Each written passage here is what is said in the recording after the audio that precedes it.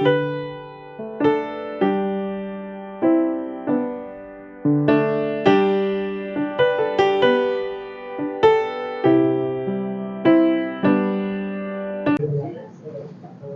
a todos para o Senhor, amém? Amém? Hoje iremos estudar o Salmo 84. Os irmãos podem abrir o Salmo 84.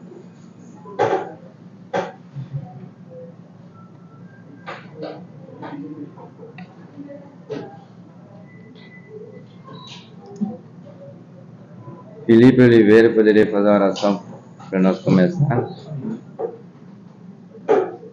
Senhor Deus, te damos graças, Senhor, por aqui em tua casa. Te agradecemos, Senhor, porque o Senhor nos trouxe aqui em segurança, Senhor, e nós podemos, Senhor, ouvir a tua palavra, Senhor, aprender mais a ti, Senhor. Te pedimos, Senhor, revela os teus segredos, Senhor, revela a tua palavra a nós, Senhor, e que essa semente, Senhor, que no coração, Senhor, frutifique, Senhor, que esse fruto, Senhor, possa alcançar outras pessoas também, Senhor. Te pedimos, Senhor, em nome de Jesus. Amém. Todos encontraram? Salmo 84.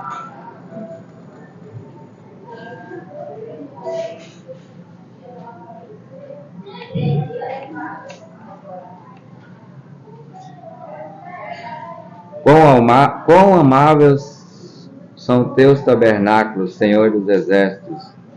A minha alma suspira e desfalece pelos teus átrios do Senhor. Meu coração e a minha carne exultam pelo Deus vivo.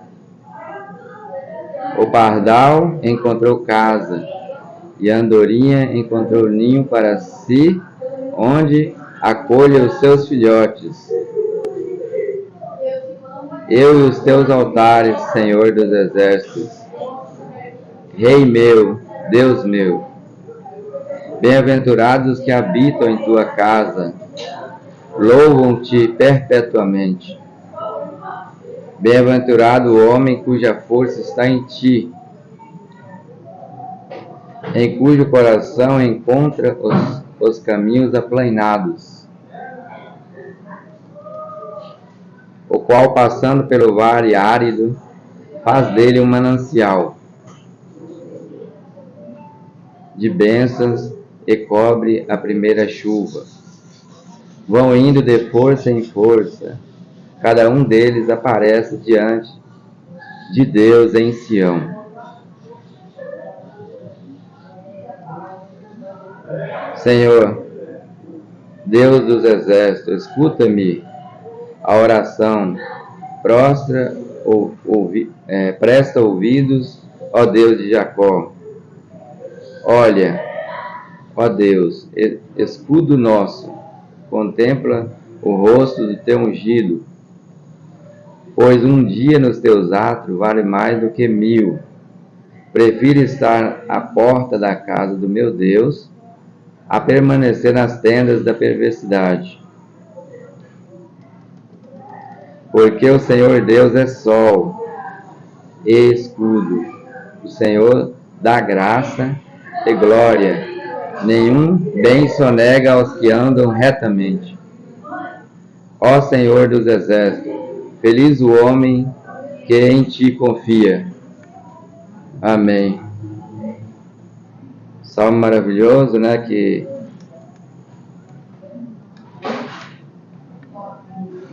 diz que a saudade, o título que traz que o salmista expressa saudade da casa do Senhor, expressa saudade do templo.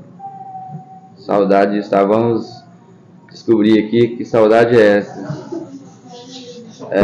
O livro de Salmos é composto de 150 poemas, é dividido em 5 livros. O primeiro livro é do 1 ao 42. A maioria deles foi escrito por Davi. O segundo livro, do 43 ao 72.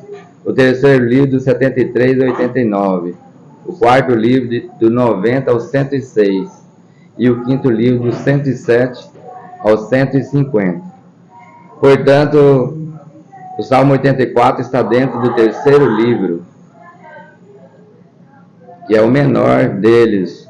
Assim como a maioria dos salmos do primeiro livro foi escrito por Davi, a maioria dos salmos desse terceiro livro, que é do 73 a 89, foi escrito por Asaf. Mas esse Salmo 84 ele não foi escrito por Asaf.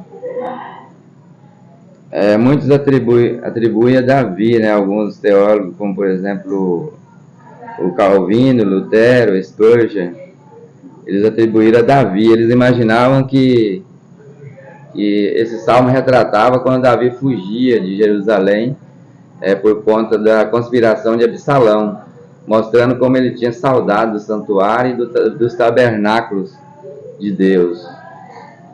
E como ele fez esse retorno à casa de Deus. Mas a maioria dos teólogos hoje acredita que foi composto pelos filhos de Corá, né? Como está escrito em alguns títulos de algumas Bíblias, está escrito que foi composto por Corá. Esse salmo retrata 3 pontos básicos, né? A pessoa que está distante da casa do Senhor, saudoso, né? Tem saudade da casa do Senhor. A jornada esperançosa rumo à casa de Deus. E quando o salmista chega na casa de Deus e contempla o Deus da casa de Deus. Então são 3 pontos interessantes que trata esse salmo. Esse salmo retrata a grandeza, a beleza e a sublimidade do culto e do encontro com Deus e a comunhão com o povo de Deus. Também, em primeiro lugar, a felicidade do adorador se expressa com intenso desejo de comunhão de Deus. Ou seja, ele vem na casa de Deus buscar comunhão com Deus. Ele não vem buscar outra coisa a não ser encontrar o Deus da casa de Deus, né? Então, o salmista do 1 ao 3, ele expressa um profundo amor ao dirigir-se à casa de Deus. Número 1, quão amáveis são teus tabernáculos, Senhor dos Exércitos. Então, ele está expressando no 2, a minha alma desfalece pelos átrios do Senhor. Ele declara esse amor em estar na casa de Deus, em comunhão com Deus e com os irmãos na casa de Deus. A casa de Deus demonstra para o salmista um lugar seguro, um lugar desejado pelo adorador. Vou trazer agora alguns aspectos do adorador, da felicidade do adorador na casa de Deus. O adorador é despertado pelo seu amor à casa de Deus. Por que você ama a casa de Deus? O que você encontra na casa de Deus? Por que você vem à casa de Deus? Então, uma coisa para a gente pensar. E é uma coisa que eu vou tentar trazer aqui, essa resposta para essas perguntas. Em primeiro lugar, porque aqui é um lugar de adoração a Deus, prioritariamente. Você aqui deseja ter um encontro com Deus, para prestar culto a Deus e oferecer a sua vida a Deus. Em segundo lugar, aqui você encontra o ensino da palavra de Deus. Aqui não é lugar de entretenimento, autoajuda, né? Aqui você não encontra filosofias humanas. Aqui você encontra a palavra do próprio Deus, através das exposições, né? Através dos ensinos das Escrituras.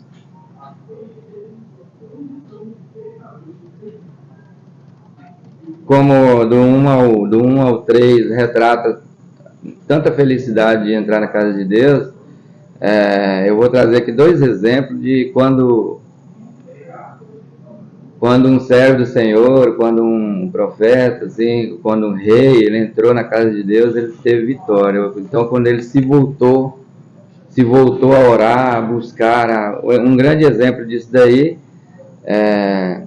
está lá no Salmo 73, quando Asaf estava passando por muitas lutas de saúde financeira, crises existenciais, e ele olhando para o ímpio, ele viu o ímpio prosperar. Ele viu o ímpio cheio de riqueza, cheio de saúde, rodeado de amigos, né? E ele, Asaf, estava sendo provado como se a disciplina de Deus jamais afastasse dele.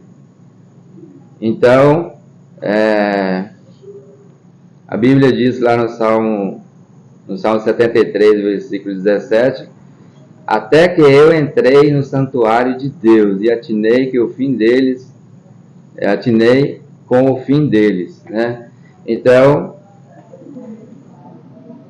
Asaf, ele estava passando por aquela crise, ele estava vendo que o ímpio prosperava, né? E parece que tudo dava ruim para ele, tudo dava mal para ele, tudo estava acabado para ele, assim, né? Chegou a dizer que seus pés quase escorregaram. Então, depois que ele entrou na casa de Deus, a sua mente clareou e os seus conceitos ficaram lúcidos para ele, e ele entendeu que ele estava numa posição muito melhor do que os ímpios prósperos. Os ímpios prósperos, né, que não conhecia Deus, pois ele tem Deus e ele tem segurança na casa de Deus. A herança de Asaf é o Senhor, né? Era o Senhor. Outro exemplo é Isaías 6 também, quando Isaías entrou na casa de Deus e encontrou com Deus. Ele viu o trono da glória de Deus. Então, Israel passava por uma crise existencial, assim, um momento difícil. O próprio Isaías confessa isso na presença do Senhor. E ele tem uma visão da casa de Deus. Assim. Quando ele entrou na casa de Deus, o seu chamado, ele mudou, ele transformou. Foi transformado e Deus deu para ele a missão de profetizar a casa de Israel. Amém?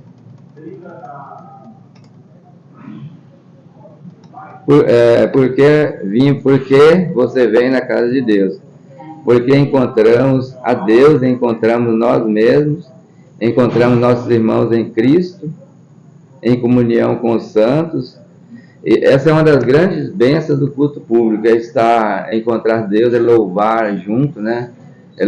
Adorar a Deus junto com os irmãos, é ter a comunhão com os irmãos, trocar as experiências, dar um abraço, né? Conversar mesmo e adorar a Deus.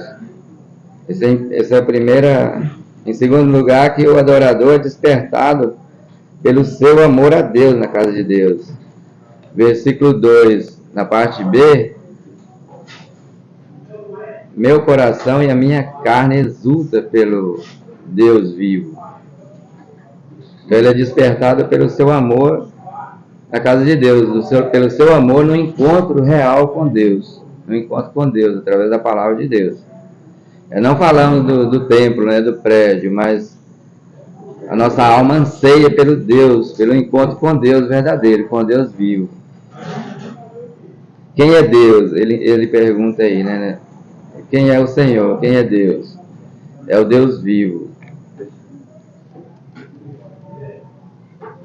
E o Senhor, Deus vivo, está aqui. Quando estamos na casa de Deus, o Senhor está aqui. Assim como o Senhor está na nossa casa, está por onde passamos, né? Hoje temos esse entendimento.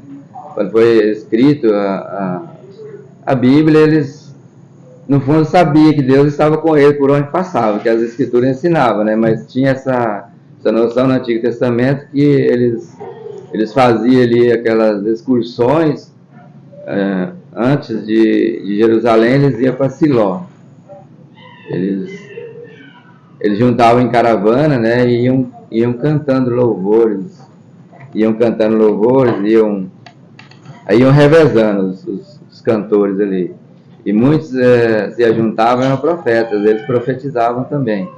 Cantavam louvores e profetizavam nas excursões para o templo em Siló e depois para Jerusalém.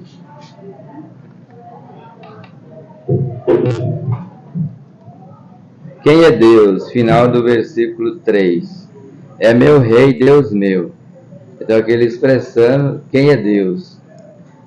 Ele expressa seu amor por Deus, né? Ele expressa sua admiração por Deus, e aqui ele declara que Deus é o rei dele. É Deus meu, rei meu. Deus meu, rei meu, é aquele que comanda a minha vida, é o dono da minha vida, é aquele que tem domínio sobre todas as coisas, tem domínio sobre as hostes celestiais. Amém? Meu coração e a minha carne exulta pelo Deus vivo. Vemos que no versículo 2, versículo B, há uma exclamação de prazer e deleite, de exultação pela pessoa de Deus. Aqui ele está demonstrando o seu prazer, o seu deleite, a sua exultação pela própria pessoa de Deus. Isso é importante ter na nossa vida, assim, sermos despertados para que quando estamos na presença do Senhor, seja orando no nosso quarto, seja cantando louvor, sermos despertados que ali está a presença do próprio Deus. Estamos falando com o próprio Deus. Nosso Deus pode estar à nossa frente, assim, nos contemplando, nos olhando, porque Ele está lá no céu, no trono, mas Ele é onipresente, Ele está em todo lugar, está nos contemplando, estão na presença do Senhor. E chamamos a atenção de Deus quando oramos, né? Chamamos a atenção de Deus. Deus, Ele vai focar, nos versículos a seguir, diz, ó Deus, inclina para mim. Então Deus vai estar, naquele momento, focado a nossa oração, a nosso louvor, a nossa adoração. Então ele exclama aqui, ó, meu coração, a minha carne exulta, a minha carne para ter arrepios, né, assim, muitas pessoas arrepiam, eu mesmo às vezes eu tenho arrepios, assim, pelo Deus vivo, amém? Terceiro ponto, o adorador despertado pelas bênçãos espirituais que ele encontra em Deus. O pardal encontrou casa e a andorinha encontrou ninho para si, onde acolhe os seus filhotes. O pardal é um pássaro, né? E a andorinha é uma ave migratória.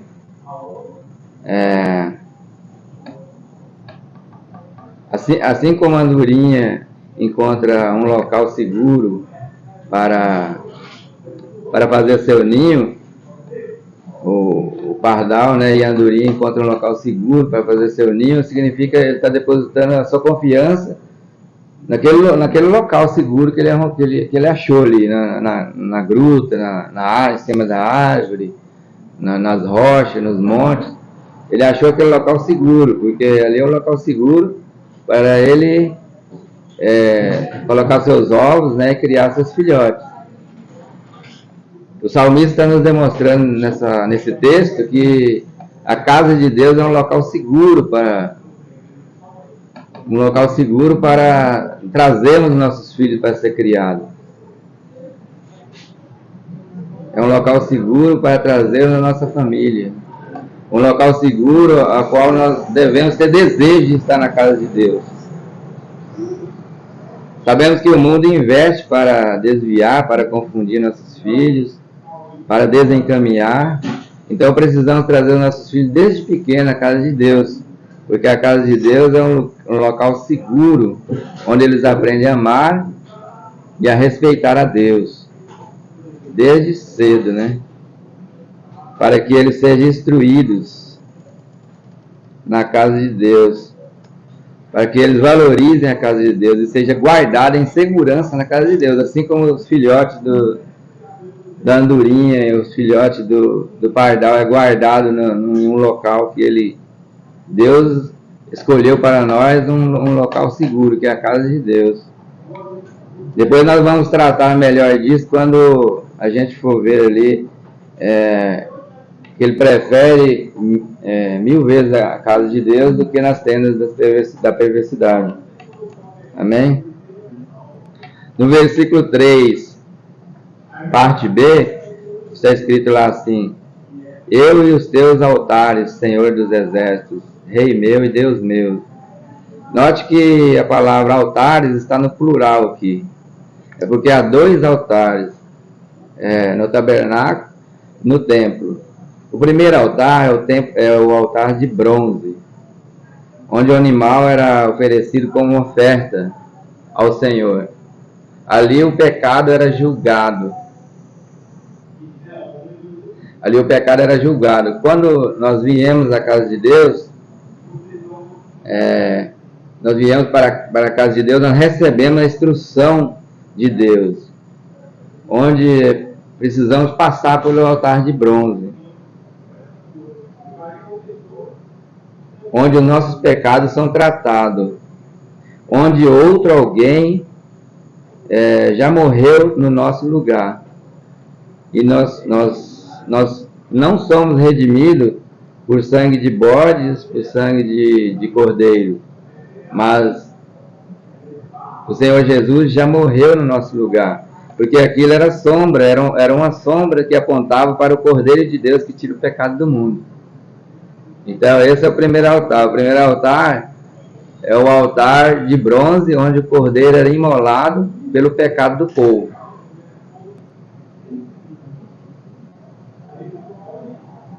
E hoje nós não levamos mais bode, não levamos mais cordeiro para ser sacrificado pelo nosso pecado. Mas nós fazemos o nosso sacrifício.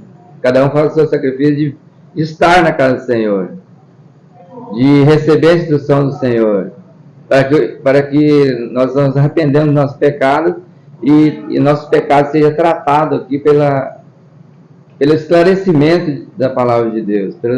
Nós somos esclarecidos do quê? Somos esclarecidos do quê? Porque estamos esclarecidos que alguém já morreu no nosso lugar.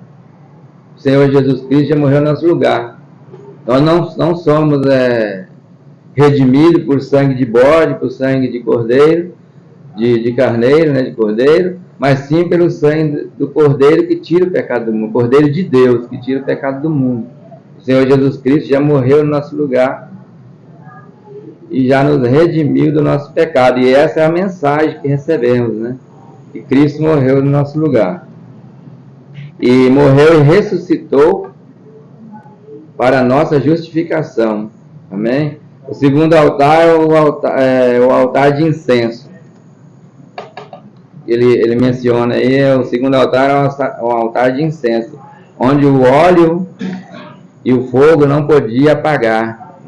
O óleo não podia faltar e o fogo não podia apagar, porque representa a oração dos santos que sobem do altar da terra, do altar terreno, para o trono de Deus. Dessa forma, a casa de Deus é onde temos as nossas orações respondidas, onde invocamos a presença de Deus, onde oramos e colocamos nossas causas na presença de Deus.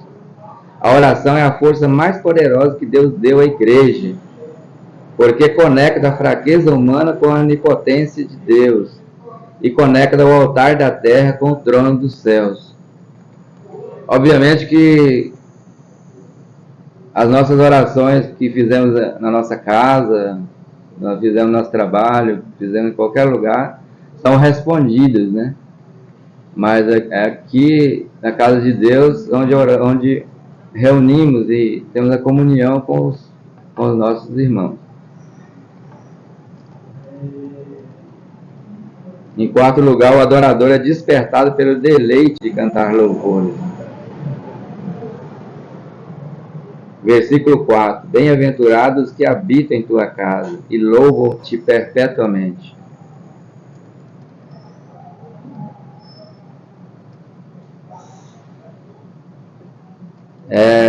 Em Tiago, capítulo 5, versículo 3, lá está escrito assim, se alguém está triste, sofrendo, faça uma oração. Se alguém está alegre, cante louvores. Sabemos que nenhum de nós temos uma vida regular. A nossa vida é cheia de altos e baixos, né? Uma hora estamos lá no pico do monte, outra hora estamos no vale.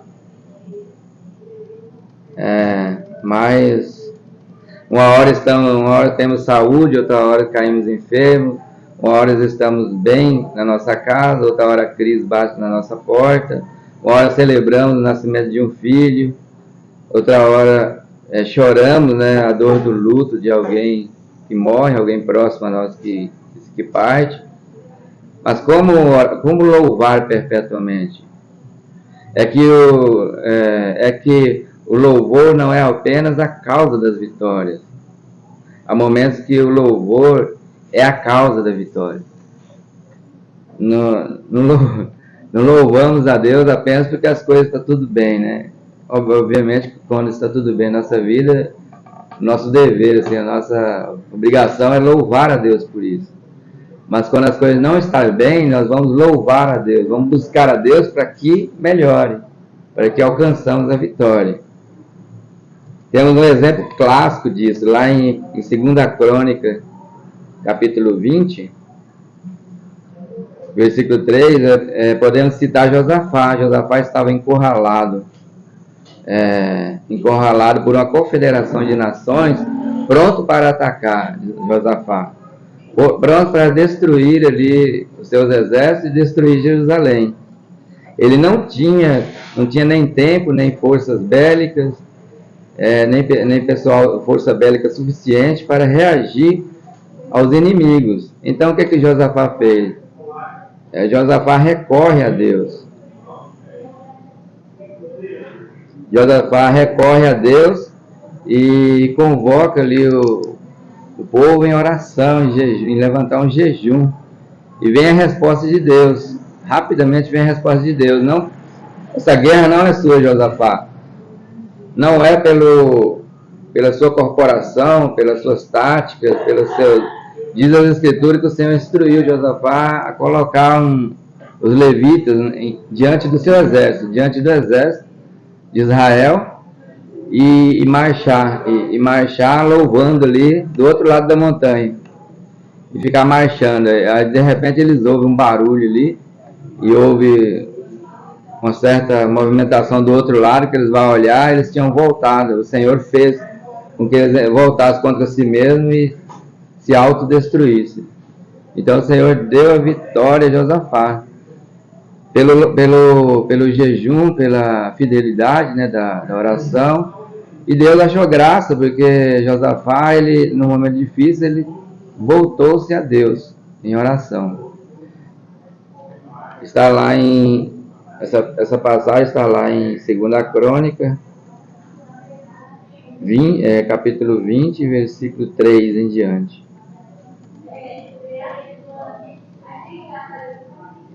O louvor é compatível com as horas mais amargas da vida, né?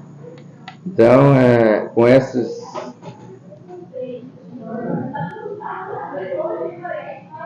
Lá em Jó, capítulo 35, versículo 10,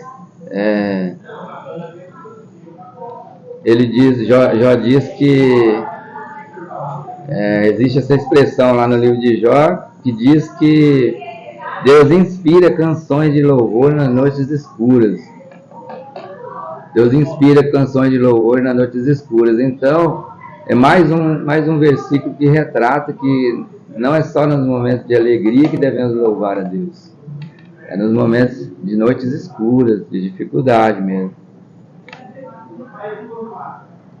Amém?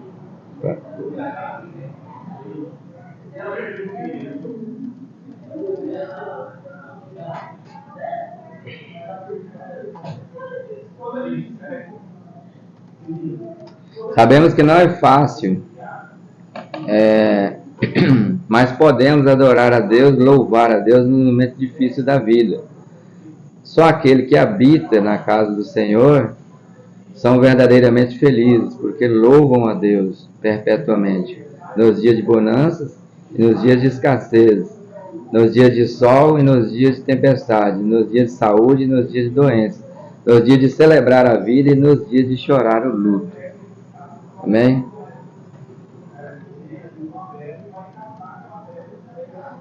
Até o versículo 4 O salmista fala de alguém que está distante da casa de Deus, com saudades da casa de Deus. A partir do versículo 5, ele vai falar da jornada do peregrino rumo à casa de Deus. Amém? Nem sempre essa jornada é fácil. É o que vamos ver a partir do versículo 5. Versículo 5. Bem-aventurado o homem cuja força está em ti, cujo coração encontra aplainados. Versículo 6. Qual passando pelo vale árido, faz dele um manancial de bênçãos e cobre a primeira chuva. Aí no versículo 6, esse vale árido, em algumas versões, é conhecido como Vale de Baca. Amém? Em algumas versões, a maioria é conhecido como Vale de Baca. Tem uma curiosidade interessante, que nesse Vale de Baca, não sei se ainda existe, existia uma planta, que era uma planta que chama álamo, conhecida como álamo, era conhecida, né? Também conhecida como balsameira chorona. É uma planta que destilam gotas de orvalho, como se ela estivesse chorando. Isso significa, né, isso ilustra para nós, traz uma ilustração para nós, que às vezes temos que passar pelo vale chorando, né? Às vezes temos que lutar e atravessar o vale de lágrimas. Não com os nossos próprios recursos, né? No verso 5, parte A, né? Mostra, não com nossos próprios recursos, mas pela misericórdia do Senhor, é que conseguimos atravessar esse vale árido.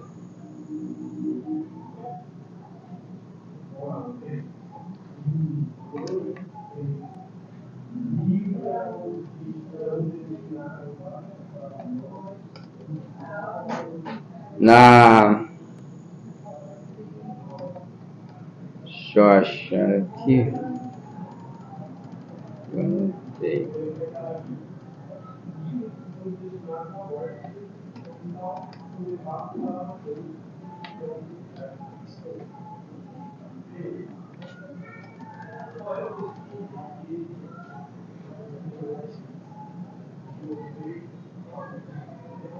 Então, muitas vezes, no mundo aí, às vezes, existe livro de autoajuda, existe literatura, às vezes. Outro dia eu fiz uma busca por um livro cristão na internet, e começou a vir um monte de livros. Me chamou a atenção um desses livros que trazia, assim,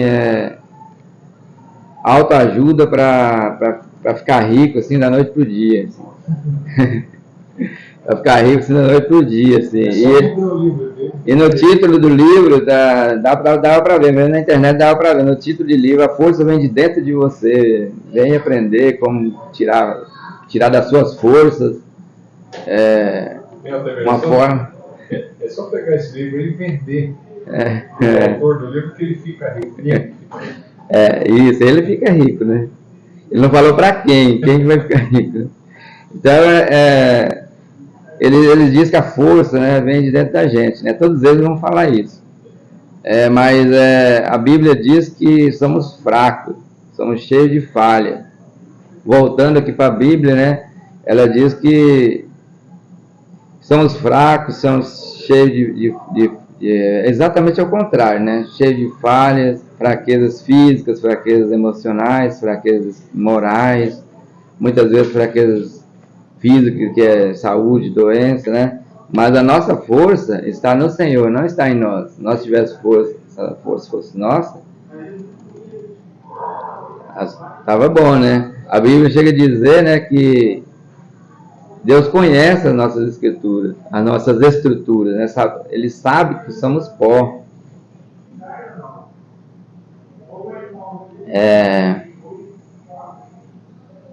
No versículo 5 diz: bem-aventurado o homem cuja força está em Deus, não no próprio homem. Amém? Lá em Filipenses, capítulo 4, versículo 13, o apóstolo Paulo diz assim: tudo posso naquele que me fortalece. Isso significa que não temos condições de enfrentar as lutas espirituais por nossas próprias forças. As nossas forças vêm de Deus. Vamos fazer uma caminhada vitoriosa quando reagirmos diante dos problemas de uma forma ultra circunstancial.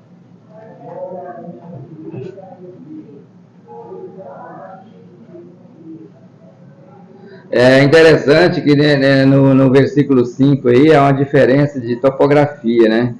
No versículo 5 nos mostra que bem-aventurado o homem cuja sua força está em Deus e cujo seu coração, ou seja, seus sentimentos, seus pensamentos está aplanado. E o que significa isso? Está em Deus, ele está inabalável. Entendeu? Mas muitas vezes passamos por muitas lutas, né? Passamos por muitas lutas e as circunstâncias da vida levam a nós passarmos pelo vale. É o que está dizendo aí, no versículo 6. Passamos pelo vale de Baca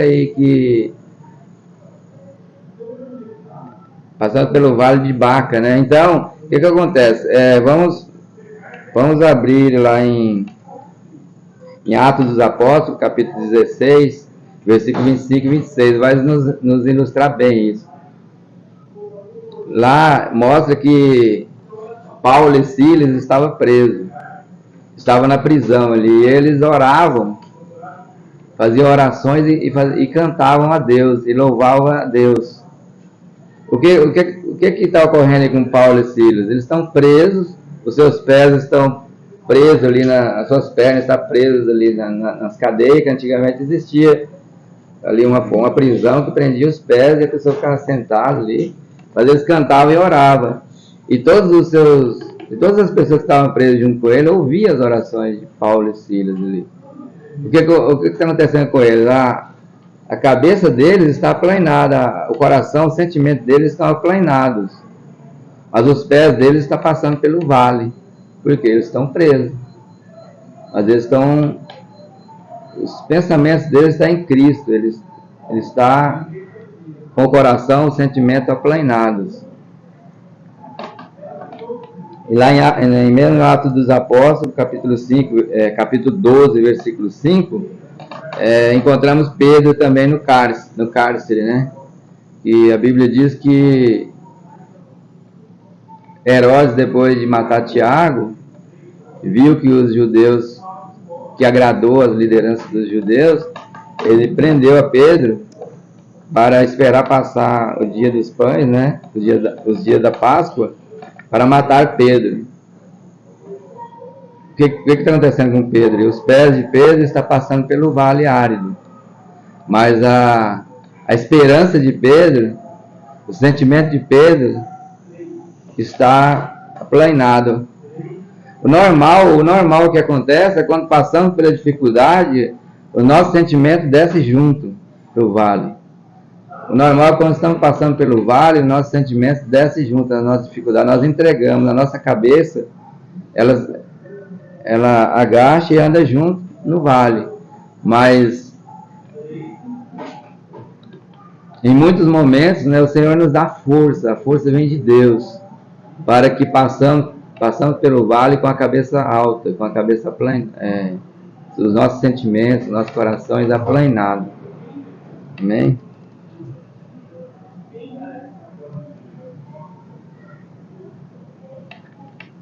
Deus permite que passamos pelo vale, mas Ele transforma esse vale em um manancial de bênçãos, né?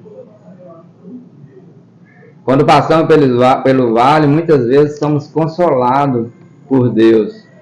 Muitas vezes saímos do vale mais fortes.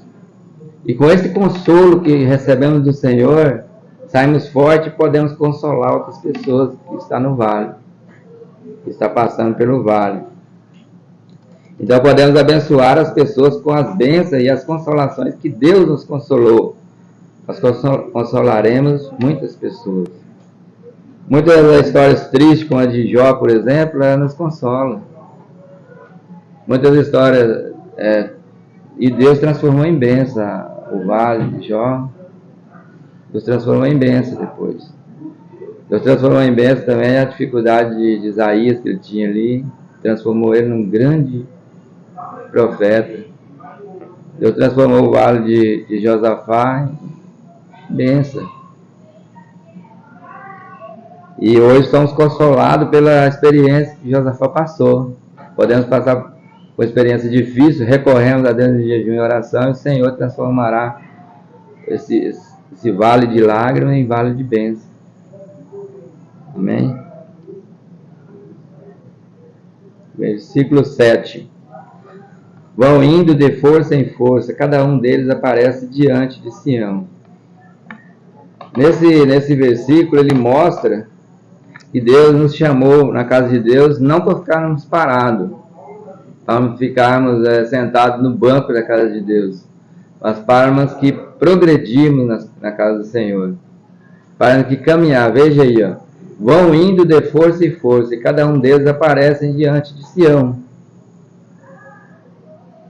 O negócio é caminhar, andar para frente, não andar para trás, não ficar estacionado na casa do Senhor. Com vigor, vão indo em força. Ó, quando fala força aí, estou falando de vigor. Com vigor. Com vigor, como que é? O Senhor, muitas vezes as nossas forças estão quase acabando, assim, pelas lutas, estão quase desfalecendo. Ou seja, lá, igual o exemplo de Asaf, lá no Salmo 73, né? E os seus pés quase escorregou. Mas o Senhor veio e deu força para ele quando ele entrou na casa de Deus. Então aqui, ó, o Senhor vão indo de força em força. O Senhor dá força para nós à medida da nossa fé. Você vai ver irmão que vai estar a 1000 por hora. Vai ter irmão que vai chegar ao topo, rapidinho. É a medida da nossa fé, a medida da fé do irmão. Deus dá a força à medida da nossa fé. Então tem uns que vai andar na velocidade da luz, outros vai andar um pouco mais lento, mas a medida do Senhor, nós vamos andando, progredindo de força em força. O Senhor não nos chamou para ficar parados na casa de Deus, para ficarmos estacionados, ou para andar para trás, mas para andar para frente, para marchar.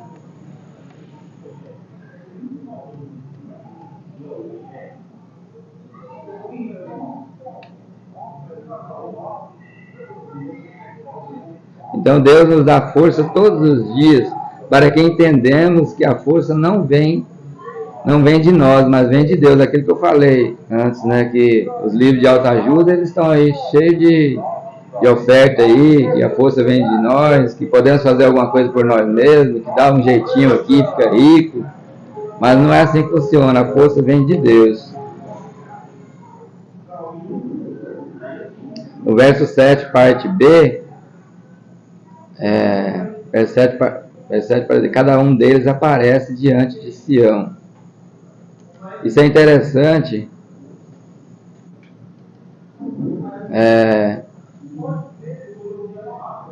Nos diz que podemos vencer a caminhada vitoriosamente rumo à casa de Deus. Que nenhum de nós ficará para trás.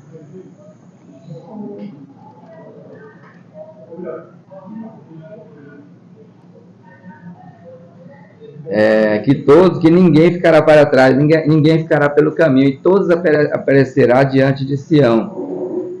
Em Filipenses 1 e 6, está escrito assim, ó, eu estou plenamente certo que aquele que começou a boa obra em vós há de completá-las até o dia de Cristo.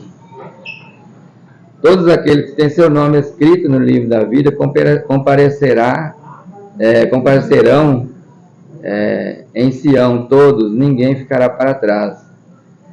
Um exemplo para nós refletirmos é a passagem lá em João capítulo 10, versículo 27 e 28, onde o Senhor Jesus diz, as minhas ovelhas ouvem a minha voz, eu conheço elas, e elas me seguem. Eu dou a vida eterna, jamais perecerão, ninguém arrebatará as minhas ovelhas de mim. Então ninguém ficará para trás. Todos aqueles que servem ao Senhor Jesus de forma fiel, de forma verdadeira e buscam a palavra de Deus, que vem na casa de Deus buscar o Deus da casa de Deus, esse não ficará para trás. Todos comparecerão diante de Sião, diante de Deus, diante de Cristo, né? Essa é uma verdade consoladora que nos faz passar pelo vale de lágrimas e ver que é compensador. Amém?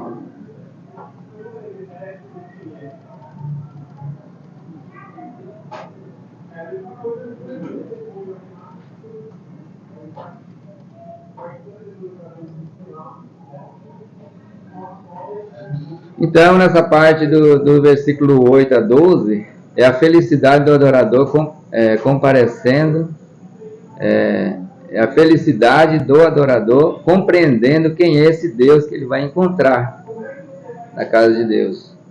Versículo 8 e 9. O Senhor, Deus dos exércitos, escuta-me a oração, presta-me ouvidos, ó Deus de Jacó. 9. Olha, ó Deus, escudo nosso, contempla o rosto do teu ungido. Amém?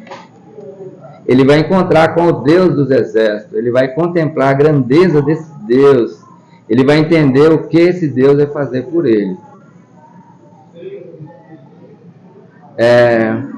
Chamar aí o Senhor de Deus dos exércitos significa que o Senhor tem o controle do universo, significa que o Senhor tem o controle das hostes celestiais, está no controle de todas as coisas. Na sua expressão aí, escuta as nossas orações. Escuta nossas orações. Deus de Jacó é o Deus da aliança. Ele cuida de nós apesar das nossas fraquezas. Deus sabe que somos fracos, somos pó.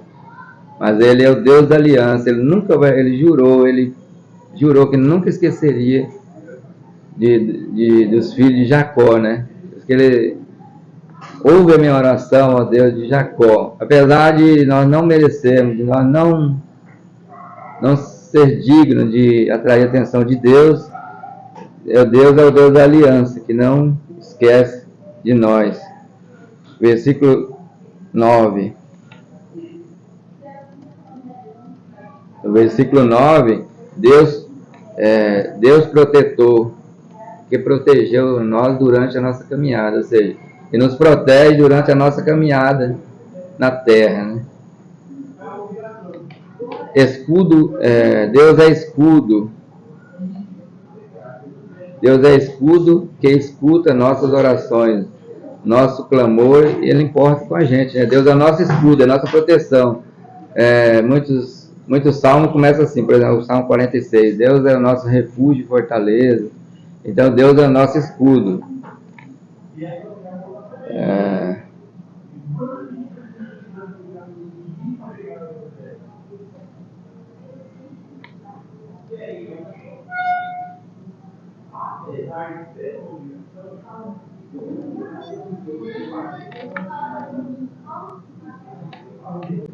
Versículo 10.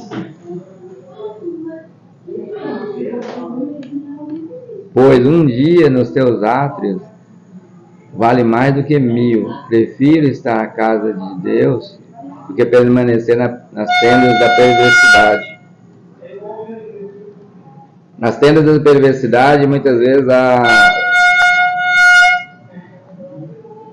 nas tendas da perversidade, muitas vezes encontramos banquetes, muitos prazeres. Os homens pagam por isso, fazem longas viagens, mas sabemos que o fim deles é morte, né? O salmista compara a casa de Deus e a tenda, faz uma comparação entre a casa de Deus e a tenda da perversidade. Diz que vale 1000 vezes, né, estar nos átrios do Senhor do que nas tendas da perversidade. Muitas vezes eu tive a experiência aqui de, às vezes, pegando uma avenida aí no dia de domingo ou num feriado, depararmos com um carro batido. Carro cravado em postes. Em postes de luz, em postes de qualquer coisa, em muros, capotado. Isso é o resultado de motoristas bêbados, né, que saiu de uma balada, de uma festa e bateu seus carros. Não sei se os irmãos têm essa experiência, já costuma ver por aí. Um amigo meu perdeu a filha. Devia ter na época 13, 14 anos. Saíram de uns 6 que estavam dentro do carro, só ela morreu. Sim. Coisa... Muito triste, assim. Foi aí na Vila Matilde. Muitas vezes quando passamos em frente a uma boate, ou em frente a uma balada, ou em frente a uma casa de festas, qualquer por aí da vida, ou o lugar que tem hoje tem uns pancadões por aí, encontramos jovens vomitando, jovem bêbado, jovem com a cara, uma expressão acabada, ou seja, amassado, verdadeiramente amassado, né? E o que eles fizeram? Eles passaram a noite ali, sabe o que fazendo, né? Dançando, bebendo, colocando para dentro tudo que os seus olhos e o seu coração desejou. Mas, ao sair dali, ele percebe que nada dos problemas dele foi resolvido. Muitos ali têm problemas emocionais, problemas familiares, falta de afeto e de muitas outras coisas. Ele depara com essa realidade que essa é a tenda da perversidade, né? Ele sai dali, ele vê que nada foi resolvido. Ele despejou o balde de prazer na sua alma, na sua vida, e nada disso foi resolvido. É diferente, né, quando saímos da casa de Deus, né, com um sorriso no rosto, cheio de paz, cheio de alegria, cheio de vida. Na casa do Senhor encontramos vida. Então é melhor 1000 vezes estar na casa do Senhor do que estar um dia 1000 dias, né? 1000 vezes na casa do Senhor, do que estar uma vez sequer nas tendas da perversidade. Amém? Versículo 11.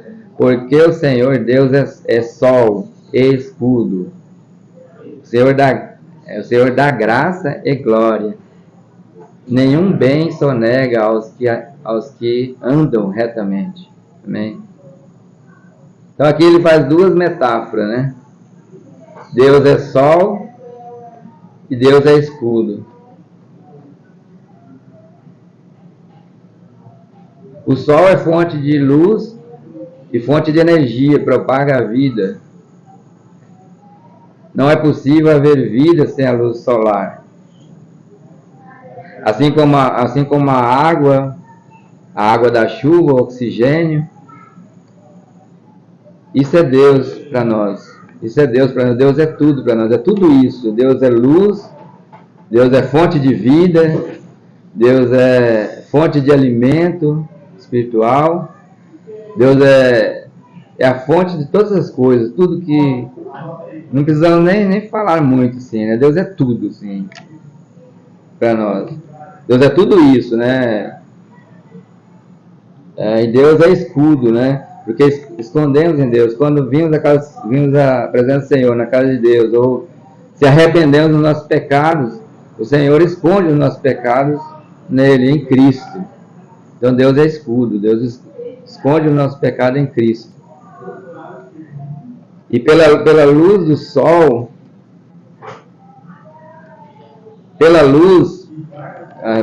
o sol ilumina toda a terra, né? Não há nada, lugar nenhum dela não ilumina. Nessa comparação aí, a luz de Deus, ela mostra o nosso pecado, ela mostra a nossa vida. Não conseguimos esconder de Deus. Mas quando arrependemos do nosso pecado, Deus é escudo, Deus esconde os nossos pecados. Quando nós arrependemos, Deus é escudo. Então Deus é um Deus protetor. Pelo fato que ninguém pode esconder de Deus, Ele sendo luz. Deus sendo luz, ninguém é capaz de esconder de Deus. Mas arrependendo dos nossos pecados, Deus é escudo. Deus esconde o nosso pecado em Cristo Jesus, nosso Salvador. Interessante também nessa parte aí, fala o Senhor dá graça. Senhor dá graça e glória. Isso retrata nossos dias de hoje, né? Hoje vivemos no tempo da graça. Vivendo no tempo da graça. E naquela época também, o Senhor era o tempo da graça, porque o Senhor estendeu a sua misericórdia, porque o homem quando caiu no Éden, era digno de morte. O Senhor estendeu a sua graça, né? Dando a promessa que Cristo viria, aceitando o sacrifício de animais, até que Cristo viesse, e chegasse e cumprisse o tempo da graça, que é hoje. Nós estamos no tempo da graça. E a glória, o Senhor nos dá a glória, né? O Senhor nos dá a glória na vida eterna que teremos após a volta de Cristo. Então Deus dá graça e glória. Os irmãos têm algum comentário? Pastor? Eu gostaria de falar, você fez menção de Josafá. E parece que esses versículos, o Salmo todo praticamente está falando do episódio que aconteceu com Josafá quando aqueles povos se cercaram, né? Sim, é muito interessante. Invadir. E aí o profeta se levanta e diz: vocês não vão ter que lutar. Não. Portanto, aí fala de não negar, de sonegar nenhum bem aos que andam retamente. O povo começou a orar, buscar e clamar a Deus. A força não era da força não, mas a força vinha de Deus. Deus estava pelejando, mas desde que a gente ore, confie. Uma coisa que eu percebo em mim, acho que deve acontecer com os outros. Em momentos de angústia e de dificuldade, como é que é a minha oração e como é a tua oração? Qual é a nossa força para orar? Mas aqui está dizendo, né, mas o Senhor é o sol e escudo, e dá graça e glória, e não negará bem alguns que andam na retidão. É a gente saber que a gente não, por nós mesmos, a nossa santidade, a gente deve se esforçar. Sim. Para deixar um monte de coisa. É um dever nosso. Progredir, né, como diz. Crescer. Sim. E a nossa força, ela vem de Deus quando a gente se humilha diante dele. Amém. Então, como durante 3 dias, Josafá, o povo lá começou a chegou lá, estava tudo jejuar, né? Os povos mortos, os povos do Japão, estavam mortos, e eles levaram 3 dias para pegar os despojos. Sim. Então, é o que eram muitos povos. Ele não só nega bem algum aos que andam retamente, tem nele os seus caminhos aplanados, os seus pensamentos, a sua maneira de pensar, é de retidão, é de temor a Deus. Então vale mais você estar na casa do Senhor do que em qualquer outro lugar e o seu coração voltado para Deus. Aí eu acredito que todas essas coisas aconteçam. Eu também havia percebido uma relação grande entre essa passagem de Josafá e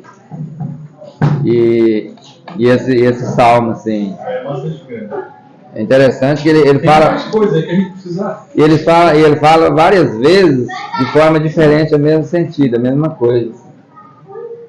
E no versículo 12 ele resume bem, né? Ele resume bem, né? Feliz o homem que confia em ti. E já falamos, o pastor Cláudio acabou de falar uma coisa maravilhosa também sobre isso, né? Senhor dos Exércitos, feliz é o homem que confia em ti. É um resumo de tudo que conversamos, tudo que estudamos aqui. Então, podemos louvar ao Senhor, podemos agradecer ao Senhor por essa palavra que falou nos nossos corações, né? Eu vou orar e agradecer por esse estudo, que o Senhor venha fazer com que ele transforme a nossa vida, traz um acréscimo, né, na nossa vida, traga bênçãos espirituais para a nossa vida. Senhor Jesus, obrigado, Senhor, pela palavra que o Senhor nos trouxe. Aprendemos bastante com a palavra de Deus. Aprendemos que o Senhor é o nosso escudo, que o Senhor é sol que ilumina, que nos dá vida, é a fonte de vida.